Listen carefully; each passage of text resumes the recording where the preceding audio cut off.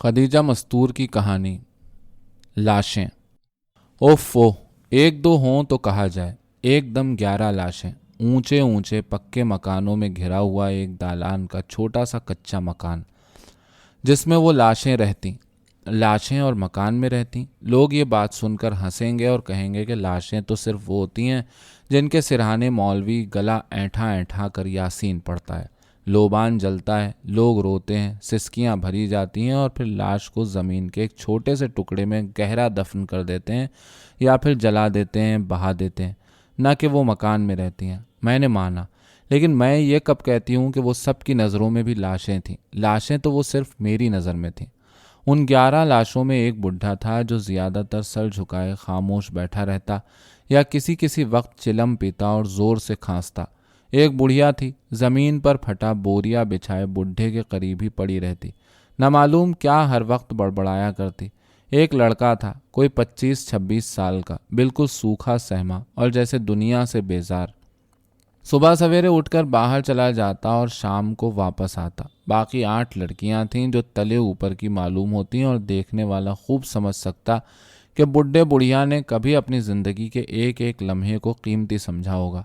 لڑکیوں کے لباس دیکھ کر مجھے یہ خوف ہوتا کہ اگر ہوا کا ایک تیز جھونکا ان کو لگ گیا تو ان سب کے لباس جسم پر چندی چندی ہو کر ہوا میں روئی کے گالوں کی طرح اڑ جائیں گے۔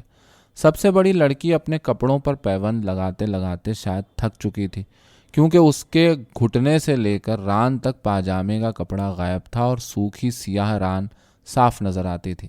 دوسری تمام لڑکیوں کے کپڑے بھی کچھ ایسے ہی تھے۔ کسی کی ابھری ہوئی پسلیاں دکھائی دیتی، کسی کے بازو، کسی کا پیٹ اور کسی کی پیٹھ، جنہیں ڈھانکنے کی کوشش بھی نہ کی جاتی۔ بوڑھے باپ اور جوان بھائی کے سامنے بھی وہ اسی طرح گھومتی رہتی، جیسے انہیں اپنی عریانی کا ذرہ برابر بھی احساس نہ ہو۔ وہ سب کے سب انتہائی خاموشی سے صبح سے لے کر شام تک بانس کے 3 جھلنگا کھٹولوں پر اوندھی سیدھی ایک دوسرے پر پڑی رہتی، اور جب تیسرے پہر کے ڈھلتے ہوئے سورج کی کرنیں چپکے سے دالان میں داخل ہو جاتی، تب بھی وہ سب پسینے میں تربتر اپنے اپنے منہ چھپائے پڑی رہتی۔ صبح کو میں نے کبھی ان کے ہاں چولہا جلتے نہ دیکھا۔ شام کو لڑکا بغل میں چند پوٹلیاں دبائے آتا تو بڑھیا اٹھ کر کھرکھرانے لگتی اور لڑکیاں ڈگمگاتی ہوئی اٹھ کر لڑکے کے ہاتھ سے پوٹلیاں لے لیتی، جنہیں کھولنے پر کوئی دال اور کسی موٹے اناج کا آٹا نکلتا۔ اس کے بعد کھانا پکنا شروع ہوتا۔ چولہے سے باہر نکلتے ہوئے شعلوں کی روشنی کچی نیچی نیچی دیواروں اور صحن میں ایک پراسرار کپکپاہٹ بن کر ناچتی۔ جب کھانا تیار ہو جاتا تو سب سے پہلے لڑکے کو دیا جاتا 1 یا 2 روٹیاں، اس کے بعد اسی حساب سے بڈھے بڑھیا کھاتے اور پھر سب لڑکیاں۔ وہ اپنے حصے کی ایک ایک روٹی ہاتھ میں لے کر مٹی کے پیالے میں پڑی ہوئی پتلی دال میں نوالے گھنگھول گھنگھول کر انتہائی خاموشی سے کھاتی، اور چند ہی منٹ میں ان کا کھانا ختم ہو جاتا۔ مجھے یہ دیکھ کر سخت حیرت ہوتی کہ یہ سب اتنا سا کھا کر کیسے چپ رہتی ہیں، کیوں نہیں لڑ مرتی، ایک دوسرے کا کھانا چھین کر کیوں نہیں کھا لیتی۔ وہ تو لاشیں تھیں، بالکل بے جان۔ کھانے کے بعد لڑکیاں دالان میں پڑے ہوئے کھٹولے پکڑ کر صحن میں ڈال دیتی، ایک پر بڑھیا، دوسرے پر بڈھا اور تیسرے پر لڑکا اپنے سر پر بندھا ہوا انگوچھا ڈال کر سرہانے رکھتے ہی جیسے پڑتے ہی سو جاتا، اور لڑکیاں اس کی ڈگر ڈگر کرتی ہوئی سیڑھی سے چڑھ کر دالان کی چھت پر آ جاتی، کیونکہ صحن میں صرف 3 کھٹولوں کی جگہ تھی۔ لڑکیاں چھت پر بورے ڈال کر ایک دوسرے سے بھیڑ کر پڑ رہے تھیں۔ یہ تو گرمیوں میں ہوتا، لیکن جاڑوں میں وہ سب کی سب ایک ہی دالان میں کچر پچر گٹھریاں بنی سو رہتی۔ بس یہ ان کی کل زندگی تھی جسے میں 3 سال سے بغیر کسی رد و بدل کے دیکھ رہی تھی۔ انہیں دنیا کی کسی چیز سے بھی لگاؤ نہ تھا۔ محلے میں قسم قسم کے کھانوں کے پکنے کی خوشبو اڑتی، لیکن انہیں اپنی نپی تلی دال روٹی سے کبھی نفرت کا اظہار کرتے نہ دیکھا۔ وہ ہماری رنگ برنگی ریشمی ساڑیاں دیکھتیں اور اپنے پھٹے غلیظ کپڑوں پر افسوس نہ کرتیں۔ ہمارے اونچے پکے مکانوں کو دیکھ کر وہ اپنے کچے چھوٹے سے مکان میں گھٹن نہ محسوس کرتیں۔ رات کو اونچے مکانوں میں گراموفون بجتا، بھاری گرجدار اور ہلکی سریلی آوازیں قہقہ لگا کر طبلے کے ساتھ سارنگی کے چھڑ جانے کی سی کیفیت طاری کرتیں، لیکن میں نے انہیں کبھی ہنستے نہ دیکھا، کبھی کوئی گیت گنگناتے نہ سنا۔ اور تو سب خیر، جب رات گئے ڈاکٹر بھگت سنگھ کی لڑکی سرلا دودھ جیسی سفید ساڑی پہن کر اپنی چھت پر چاندنی راتوں میں ٹہلتی اور اس کی ساڑی ہوا میں ہولے ہولے لہریں لیتی، تو ستیش सेठ जी का लड़का फौरन ही अपनी बांसुरी पर कोई दर्दनाक राग छेड़ देता और सोई हुई लड़कियां चौंक कर अपनी चूड़ियां खनखनाने लगती। बूढ़े खांसने लगते और मैं खुद भी सोते से जागकर अपनी छत पर जाकर टहलने लगती। सतीश की बांसुरी नगमे उगलते उगलते जब थक कर गुमसुम हो जाती तो जमींदार जी का लड़का अहमद गुनगुना उठता। उसका गुनगुनाना ही ऐसे गजब का होता कि ज़मीन आसमान चांद तारे सब झूमते हुए मालूम होते। उस वक्त मैं झांक कर नीची सी छत पर पड़ी हुई लड़कियों को देखती तो वो उस वक्त भी मुंह लपेटे बेहिस्सो हरकत पड़ी होती।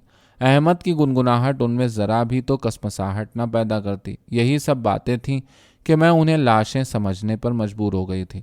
मैं अक्सर अपने छत वाले कमरे की खिड़की खोलकर उन्हें देखा करती और उन सब को अपनी तरफ मुतवज्जे करने के लिए खांसती खखारती तो झुके हुए सरों को आहिस्तगी से जुम्बिश होती और 10 जोड़ धंसी हुई आंखें खिड़की की तरफ उठ जाती और फिर पलक झपकते में वो सब सर दोबारा झुक जाते बड़ी बेअतनाई से, और मैं उनसे बातें करने का शौक अपने सीने में महसूस कर रह जाती। लेकिन एक दिन मैंने उन्हें कभी ना देखने का तहैया कर लिया।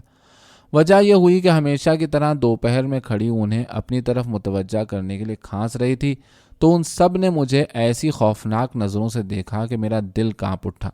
खून तेज़ी से रगों में गर्दिश करने लगा, आंखों तले अंधेरा छाने लगा और इस अंधेरे में मुझे उनके हल्के फुल्के अजसाम खिड़की की तरफ उड़ते हुए दिखाई देने लगे। मैं ना मालूम किस तरह खिड़की के पट बंद करके पलंग पर गिर पड़ी और जब ज़रा हवास दुरुस्त हुए तो फिर कभी खिड़की में न खड़े होने का तहैया कर लिया। ये पहला मौका था कि मुझे उनसे डर लगा, ऐसा डर जिसकी वजह मैं खुद भी समझने से कासिर थी। इसके बाद मैं अक्सर चांदनी रातों में छत पर जाती और रात गए तक टहला करती। शुरू रात ऊंचे ऊंचे मकानों में ग्रामोफोन बजता, कह कह गूंजते और फिर खामोशी छा जाती, और जब जरा रात जाती तो सरला की साड़ी हवा के हल्के फुल्के थपेड़ों से लहरें लेने लगती। सतीश अपनी बांसुरी संभालता, नगमे फूट निकलते। फिर जब बांसुरी थक कर गुमसुम हो जाती तो अहमद गुनगुना उठता बड़ी ही गूंजती आवाज़ में, ऐसा अजीब सा गीत कि ज़मीन आसमान चांद तारे सब झूम उठते।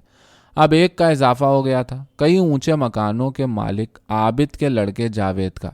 चंद दिन सतीश की बांसुरी और अहमद के गुनगुनाने के बाद वो वायलिन पर कोई मोहब्बत भरा नगमा छेड़ देता तो बूढ़े वकील साहब की नौजवान बीवी अजरा अपनी चूड़ियों भरी कलाइयाँ अपने पलंग पर टपक टपक जैसे उसके नगमे का बेताबाना जवाब देती।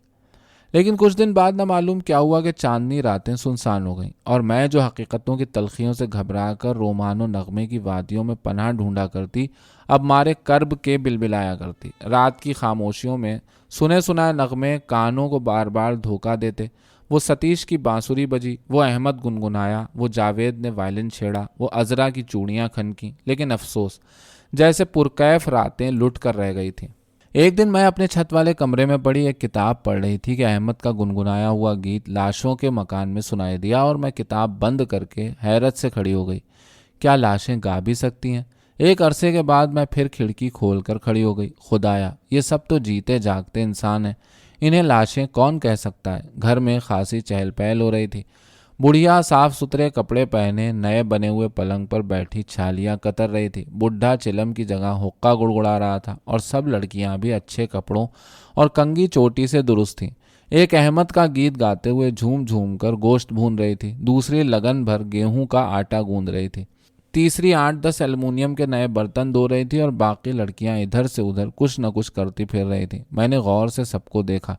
चेहरों की स्याही छट चुकी थी और धसी हुई आंखें खूबसूरती से उभर आई थी। मैंने खुश होकर उन्हें अपनी तरफ मुतवज्जे करने के लिए खंखारा, सलाम। सब लड़कियों और बुढ़िया के हाथ पेशानी की तरफ उठ गए। इतने दिन से जो आप इधर खड़ी न हुई तो हम सब याद करते थे। गोश्त भूनने वाली लड़की ने मुस्कुरा कर कहा और ललचाई सी नज़रों से मेरी फूलदार साड़ी तकने लगी। मैं मारे खुशी के कुछ और न कह सकी। अच्छी तो रही बिटिया? बुढ़िया ने पूछा। हाँ, मैंने जवाब दिया। अच्छा, खुश रहो, सुहागन बनो, उसने सरौता पलंग पर रखकर कहना शुरू किया। हम और बुढ़ऊ तो बड़े परेशान रहते हैं, इन लड़कियों की शादी जो करना है। बड़ी लड़की 30 बरस की हो गई है, उससे छोटी 29 साल की और उससे छोटी 6 बच्चे जाते रहे। 2 पैदा होते ही मर गए। 2 लड़कियां जवान होकर बड़ी बीमारी में मर गईं। 2 लड़के हिंदू मुसलमानों के झगड़े में शहीद हो गए। वो तो अच्छे गए अल्लाह की राह में, मगर रंज तो उनका है जिनका हम इलाज न कर सके बिटिया। इस वक्त हमारे पास खाने तक को नसीब न था, फिर इलाज कहाँ का। बस अब तो दुआ है कि इतना हो जाए जो इन सब लड़कियों को अपने अपने घरों का कर दें। हाँ हाँ, सबकी हो जाएगी शादी, मैंने कहा। इतने में लड़का बाहर से आ गया, साफ सुथरे कपड़े और पान से रचे हुए होंठ। उसने आते ही खिड़की से नजरें लड़ाई और मैंने जल्दी से हट कर खिड़की बंद कर दी। ला हौल विला, खाम खां गरीबों को लाशें समझ बैठी थी। मैं दिल ही दिल में अपनी इस बेहुदा समझ पर पशेमान होने लगी। रोटी ही तो जिंदगी है, जब ये भी ना मिले तो इंसान लाश ना हो जाए तो क्या हो। और अब उन्हें रोटी मिलने लगी, ज़रूरतें भी पूरी होने लगी, तो सब के सब कैसे अच्छे हो गए। मैं तमाम दिन न मालूम क्यों उनकी खुशहाली से खुश रही, लेकिन शाम से तबीयत फिर उदास हो गई। अल्लाह, क्या लाशों में जान पड़ सकती है, लेकिन सतीश की बांसुरी नहीं बज सकती? क्या जावेद का दर्द भरा गीत वायलिन पर नहीं छिड़ सकता? क्या अहमद नहीं गुनगुना सकता? न मालूम क्यों मैं बेचैन होकर रात गए छत पर चढ़ गई। हर तरफ एक सन्नाटा छाया हुआ था और चांद की फीकी फीकी रोशनी हर तरफ एक खौफनाक मंजर पेश कर रही थी। मैंने टहलते टहलते झांक कर एक बार लड़कियों को देखा और चौंक पड़ी। वो सब की सब सफ़ेद चादरों में लिपटी खड़ी खुसुर पुसुर कर रही थी। ऐसी उदास खौफनाक रात में उनका यूं लिपटा खड़ा होना मुझे कुछ अजीब सा लगा और ना मालूम किस जज्बे के तहत मेरे जिस्म के रोंगटे खड़े हो गए। वो सब चंद मिनट के बाद एक एक करके सीढ़ी से नीचे उतर गईं। मेरी निगाहों ने वहां भी उनका ताक़ुब किया। बुढ़िया अपने पलंग पर बैठी आहिस्ता आहिस्ता पंखा झल रही थी। उसने हाथ हिलाकर लड़कियों को कुछ इशारा किया। एक लड़की चंद मिनट के लिए उस पर झुक गई और फिर वो सब बुलबुलों की तरह बाहर जाने वाले दरवाजे से पतली सी गली में आ गई। उनके साए पक्के मकानों की दीवारों पर लिपट लिपट कर रेंग रहे थे। एक साया तेजी से बढ़ा और सतीश के मकान की बैठक के पास जाकर गायब हो गया। दूसरा अहमद के मकान के अहाते में बकरियां बांधने की कोठरी में खो गया। तीसरा जावेद के अलग बने हुए सजे सजाए कमरे में गुम हो गया। बाकी साए चंद मिनट तक इधर उधर भटकने के बाद न मालूम कहाँ रह गए। मेरे जिस्म में नामालूम सी कपकपी थी और रात के खौफनाक सन्नाटे में मुझे अपने दिल की धड़कन इस तरह सुनाई दे रही थी जैसे लोहे के पहाड़ आपस में टकरा रहे हों। मैंने घबरा कर खौफ से इधर उधर देखा। एक साया न मालूम किधर से आकर तेजी से दूसरी तरफ झपट रहा था। भूत, मैंने चीखना चाहा, लेकिन आवाज़ हल्क में फंस कर रह गई और मैं न मालूम किस तरह अपने को संभालते जीने तय करती अपने बिस्तर पर आकर गिर गई। धड़कता हुआ दिल बड़ी मुश्किल से काबू में आया। भूख, बरसों की सख्त भूख ने इनकी रूहों को कुचल कर इन्हें लाशें बना दिया और फिर वो लाशें एक अरसे तक ऊंचे ऊंचे पक्के मकानों के दरमियान दबी पड़ी रहीं। लेकिन कब तक? आखिरकार इनकी रूहें जिंदगी का लिबास ओढ़ने के बजाय भूत बनकर सरों पर मंडलाने लगीं। उफ़्फ़ो, कितने गजबनाक भूत! इन्होंने सतीश की बांसुरी तोड़ डाली, अहमद का गला घोंट दिया, जावेद का वायलिन छीन लिया, अजरा की चूड़ियां किरची किरची कर डाली और सरला की साड़ी चिंदी चिंदी कर डाली। हाय, खौफ और रंज से मेरा दिल डूबने लगा।